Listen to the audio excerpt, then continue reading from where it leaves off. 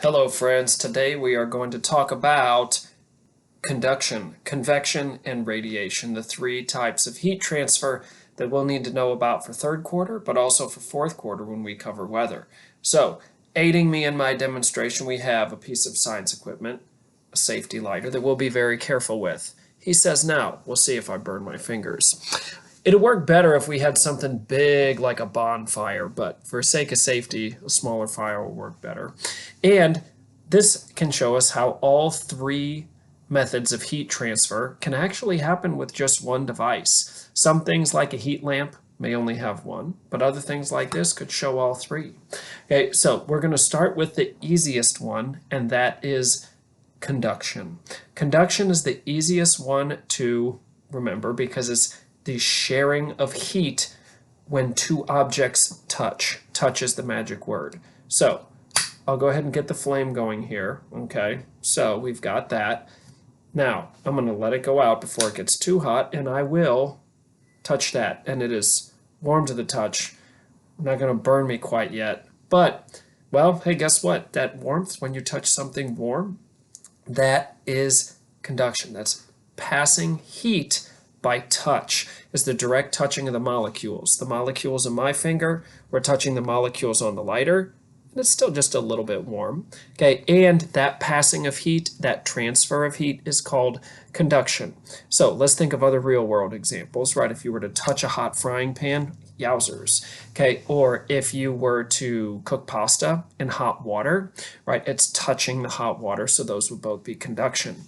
Next, we'll go for radiation. Okay, well, radiation may sound like rays to you, and it's rays or waves, and heat can travel in waves. So we'll go ahead and get our flame going again. Okay, if you've ever stood next to a bonfire, what you may notice is if you put your hands out close to it, you can feel this heat coming off the sides, right? Where even, it's just like, oh, I stand around it and I feel this warmth.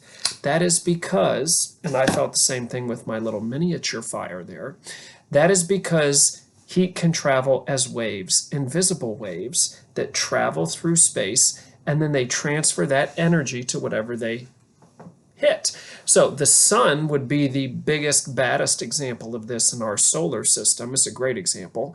Think of a day where you're standing under a tree in the shade, and the moment you step out, you feel all that heat hitting you. That's the sun's radiation. Okay. Another good example, as I said before, was bonfire. Okay, you could also think of when you were standing on a blacktop, right? If you're standing on a blacktop during the summer, you can just feel all this heat coming up from underneath. That's heat radiating in invisible waves and warming you up, right? Not always the most pleasant. Last but not least, we have the most difficult type of heat transfer to remember, and that is conduction.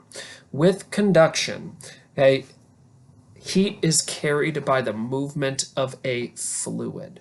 Okay, heat is carried by the movement of a fluid. That means it's either carried by, when you think of fluids, you think things like liquids, water, okay? But air is also a fluid because it can flow, right? Think of turning on a fan and that air flow. Well, that air can also carry heat, right? Anytime the heater kicks on at our school or at your house, it's carrying heat with that air. So that's convection right there. But the way it happens in nature, air is not getting blown through a heater, is actually, in my mind, pretty cool. Okay, so we'll go ahead and turn on our mini fire source again here. Now, if I hold it to the sides, I do feel that radiation. I do notice that, okay, I feel some heat waves there. Get it pretty close. I really feel it. But if I put it on top, I notice even more. Like, that's really uncomfortable right there. That was close. Okay. The reason is because something else is carrying the heat to my hand, and that's convection. So here's what's happening. Those air molecules near the flame are spacing out. They're becoming less dense. We talked earlier in class about how as molecules heat up, they become more spaced out. They each need more individual space. Well, as they heat up and take up more space, they become less dense. So just like a beach ball would float in a pool or a helium balloon would float in the air, they space out and then they rise. They rise. So that's why, and we'll do this again carefully, my hand feels a lot of heat right there, and only a little bit there. There's a few heat waves from radiation going underneath, but not many. But I put it up here, and wow, is that hot. Okay, that's because of convection. Heat is moving with the fluid. The air is carrying the heat because it's become less dense, more spaced out, so it rises up. Classic example of this, hot air balloon, right? They heat up the air inside the balloon.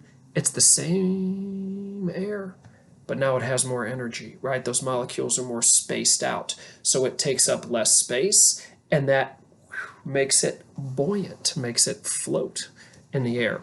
Pretty cool stuff. All right, folks, we'll be hitting this more in class, but that's a great introduction. If you have any questions, feel free to ask me, but thanks for listening and answering along.